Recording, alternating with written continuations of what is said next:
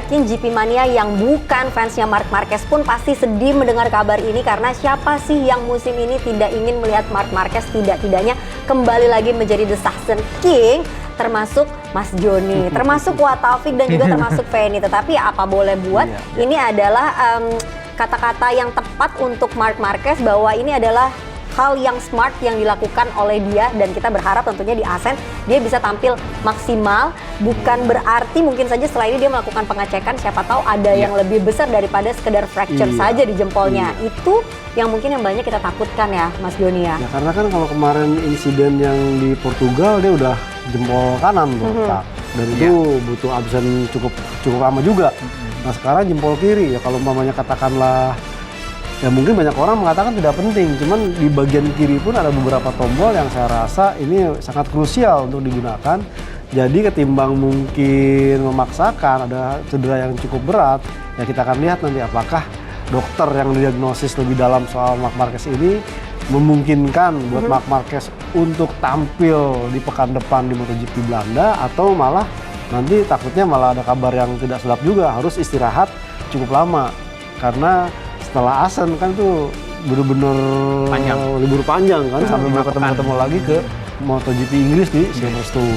Iya, di Agustus itu ya. Betul. Dan kita juga memang sudah sempat mengatakan dari awal bahwa Juni ini memang padat sekali untuk para pebalap, di mana mereka harus menjaga kondisi badan mereka untuk tetap fit.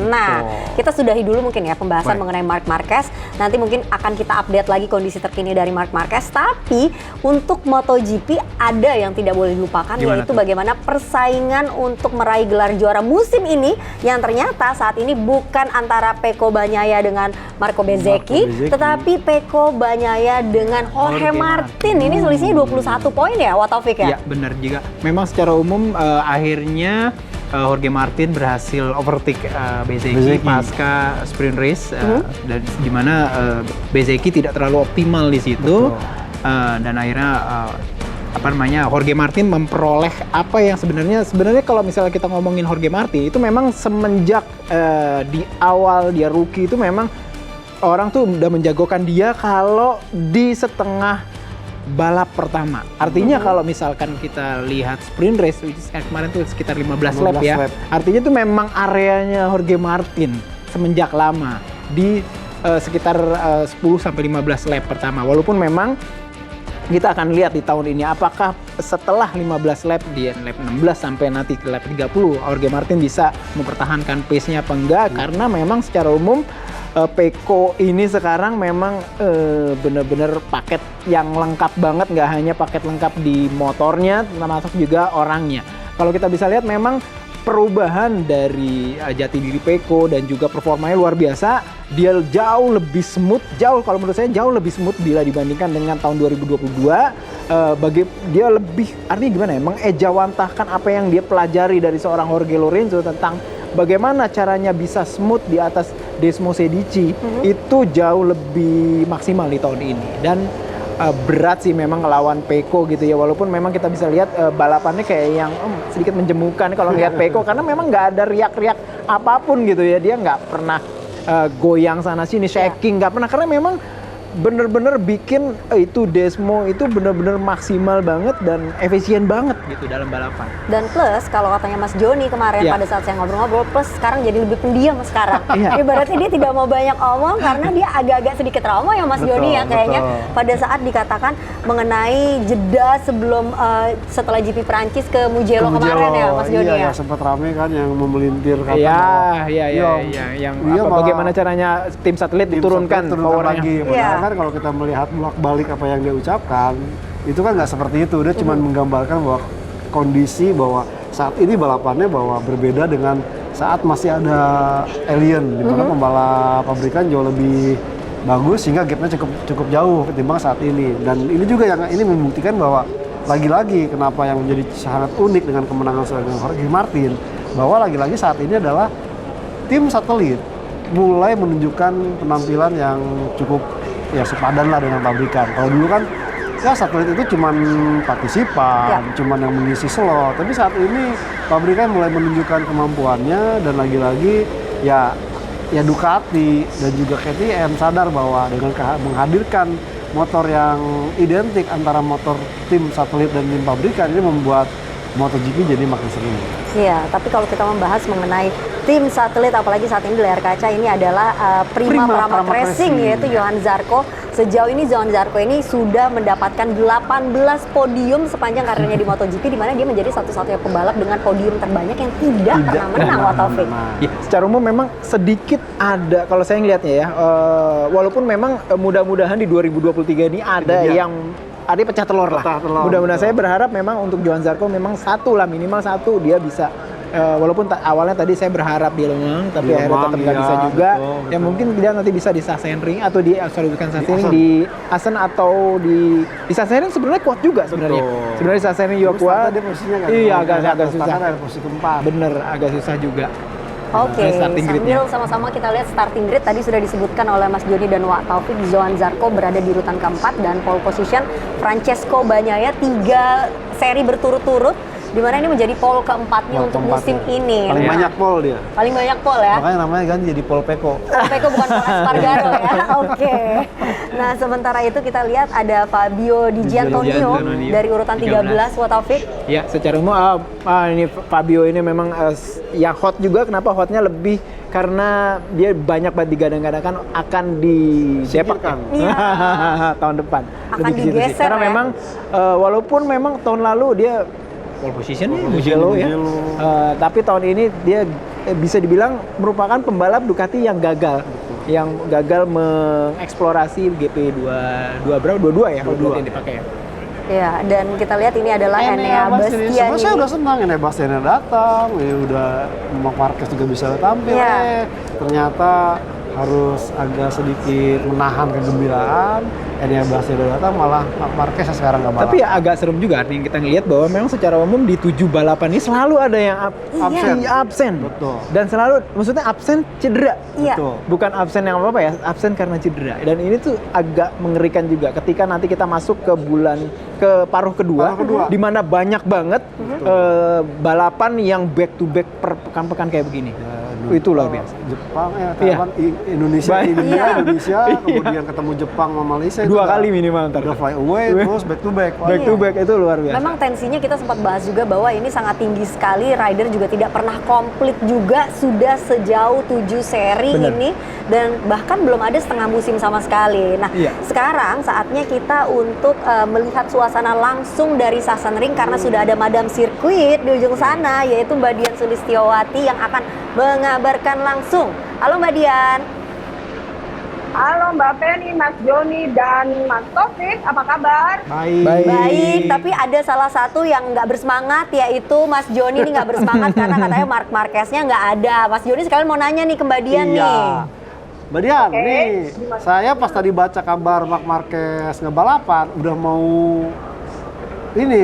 pergi nggak mau siaran nih. Nah, bagaimana nih kalau bagaimana kalau di Sachsenring nih, apakah pendukung-pendukung Marquez juga memutuskan untuk walk out gitu karena jagoannya nggak tampil?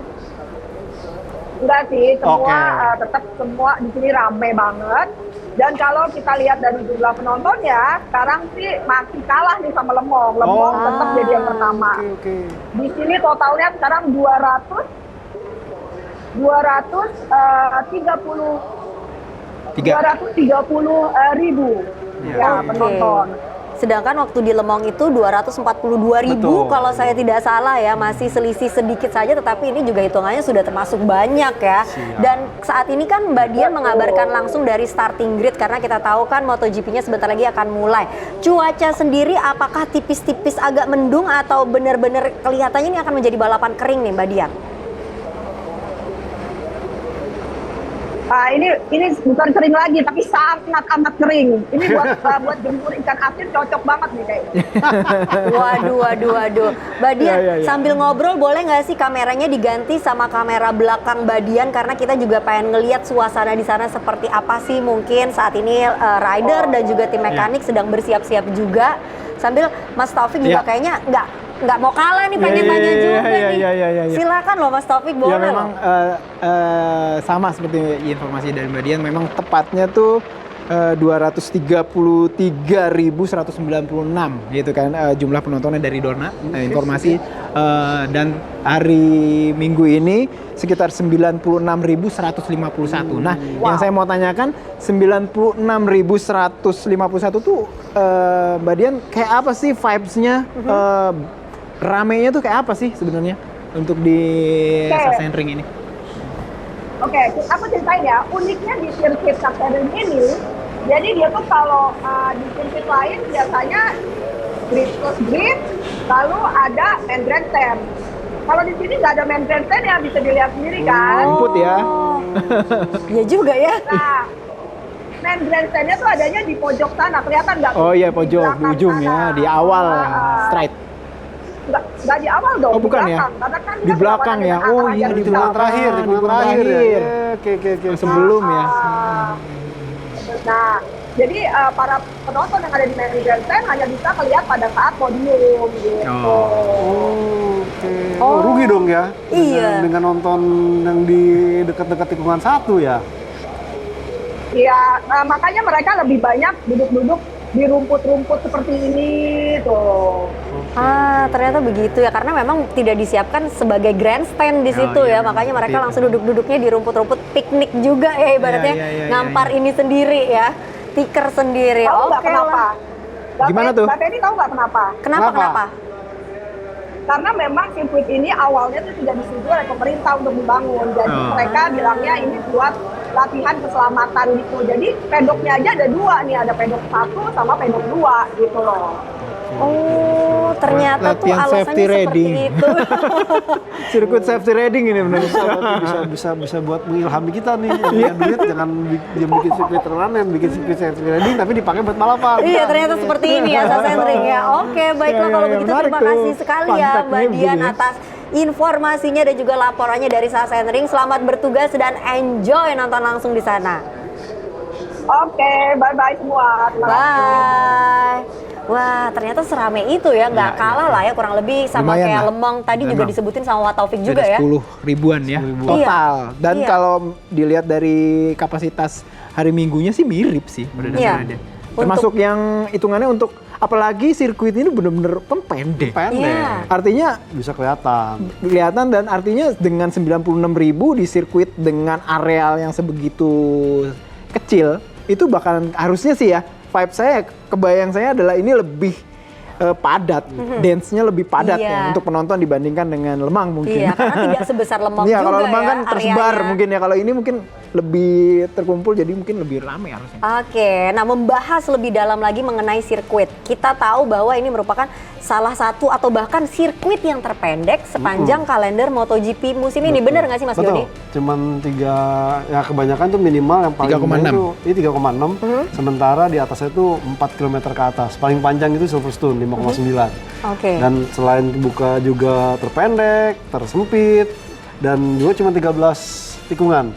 Ini paling sedikit juga, hampir sama dengan Jerez. Makanya nih satu circle nih, Jerez dengan Sachsenring ini selain sirkuit lama, kemudian cukup pendek, kecil, dan juga kalau boleh dilihat tuh ya tadi sempat ngobrol juga bahwa main straight itu ketemu dengan tikungan Iya, 11 itu sebelah itu cuma sebelahan doang. Jadi kalau memang kejadian crash dari tikungan 11 itu sampai melompat Nyelonong ya? Nyelonong itu bisa ke pit Ke exit. pit exit, ya. Luar pit biasa exit. kayak seperti itu mirip dengan kejadian di Jerez juga yang di beberapa tikungan itu mesti dibenahi.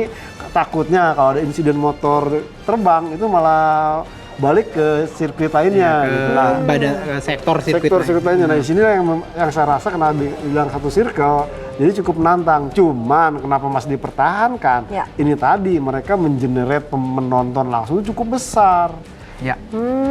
Itu lagi alasannya ya, kembali lagi. Fanatismenya. Jadi bener-bener ya kalau lihat dari benefit yang didapatkan, Ya. ya gue mendingan tetap mempertahankan Sachsenring gitu, Iya, ketimbang harus menggelar sirkuit yang dibatalkan itu yang di Kazakhstan.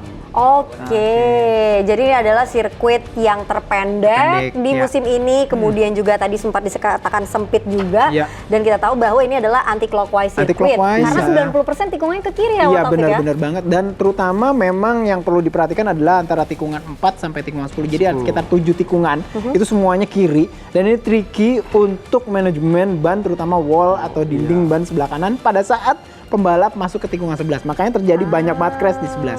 Karena pada saat masuk 11 itu wall atau dinding sebelah kanan tuh dingin. Artinya apa?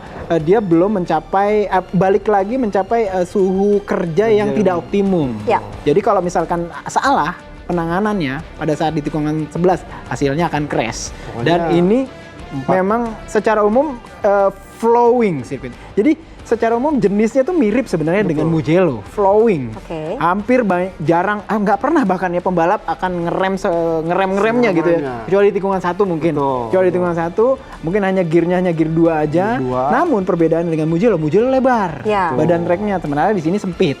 Jadi Dan agak susah ngambil iya benar. momentum buat belok. Bisa kalau di dibilang sini. di sini itu one line. Iya. Jadi benar-benar enggak, kalau misalkan ada pembalap, makanya triknya adalah geber di awal, karena sulit untuk pembalap lain bisa overtake, karena memang secara umum racing line-nya itu nggak banyak. Bisa dibilang one line racing track bener-bener gitu. Jadi butuh pembalap yang bener-bener jago banget bisa overtake di sini. Mungkin hanya di setelah waterfall bisa, atau biasanya kayak gitu, atau di 12, tikungan 11, 12, 13. Di rentetan antara tikungan 4 itu susah, udah flowing gitu ya. Dan susah untuk nyari celah di pembalap di situ, karena memang kecepatannya juga nggak turun. Iya. Kita bisa lihat tadi, cuma turun sampai gigi 2 dan nggak banyak. Iya, dan trek lurusnya sendiri juga cuma 700 meter Iya, aja ya. pendek banget. Nah, tadi kan kita udah ngebahas nih, ini adalah sirkuit terpendek, sempit, dan juga bisa dikatakan one line kalau kata Taufik. Iya. Tapi kenapa sih para pembalap mengatakan bahwa sirkuit ini tuh fisikal sekali? Persoalan fisikal kan kalau kita melihat itu kan cuma dari layoutnya. Kalau masalah fisikal kalau kita melihat ini tuh tingkat elevasinya turun naik. Ya. Oh. Dari mulai kita lihat dari 13 nih, nanjak, turun lagi, Ya. nanjak. Nah di tikungan pertama tuh ngerem, braking sekeras-kerasnya. Tuh ke kanan, tuh 1 ke kanan, ketemu 2 ke kiri. Oh, dengarkan lagu kebangsaan dulu deh.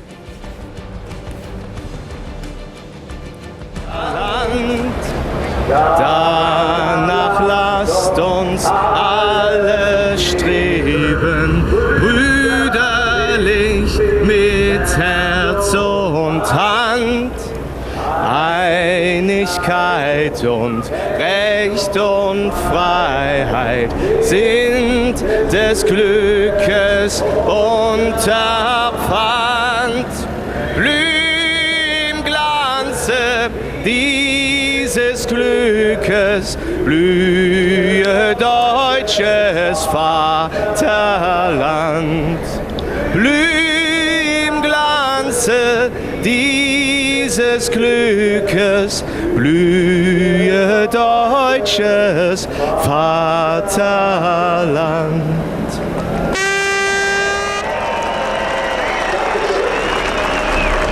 Dengarkan lagu kebangsaan Jerman dikumandangkan langsung dari Sachsenring yang menjadi tempat di balapan seri ke-7 ini, dan kembali membahas mengenai kenapa alasan para pembalap mengatakan sirkuit ini sangat fisikal. Jadi tadi Feni Coaster. coba merangkum Betul. apa yang Mas Joni katakan, karena yaitu naik turunnya itu, tingkat elevasinya itu meskipun secara sirkuit ini memang tidak besar, tidak panjang, tetapi naik turunnya inilah yang membuat fokus para pembalap dan berbagai tikungan ke kirinya Iya. inilah yang membuat para pembalap mengatakan sirkuit ini sangat fisikal. Nah, Taufik, boleh nggak sih ngejelasin sedari praktis, sedari free practice, kemudian juga kualifikasi, kita lihat dulu ya, Marc Marquez mengatakan don't feel ready, ya. Ya, I don't feel ready, I have lots of Banyak bruises on memar. body. Oh, ternyata banyak memar Di di badannya. kaki dan Ada small fracture yang tadi ya. Iya. Dari Jempol kiri. Oke, ternyata lebih daripada apa yang kita lihat ya. Karena kalau kita lihat Marc Marquez terlihat baik-baik saja secara fisik, tetapi yang dia rasakan lebih daripada itu. Nah, Di PHP-in tuh sama dokter medical centernya tuh. Iya, ya, dia ngerasanya katanya lebih. declare fit, tapi pas diperiksa lagi dia malah nggak enak. iya, fit makanya tangannya. Yang Iya. beset-besetnya belum tentu. Nah, Wak Taufik boleh nggak sih jelasin? Gimana tuh? Kan Feni kan ngelihat tadi sempat terputus ya. Iya. Feni sempat ngelihat itu tuh banyak banget kecelakaan yang banyak banget terjadi di tikungan 1. Kenapa sih sebenarnya? Karakteristiknya tikungan 1 ini seperti apa sih? Sebenarnya sih nggak masalah di tikungan 1 yang pasti sih tunggu saya lihat dulu.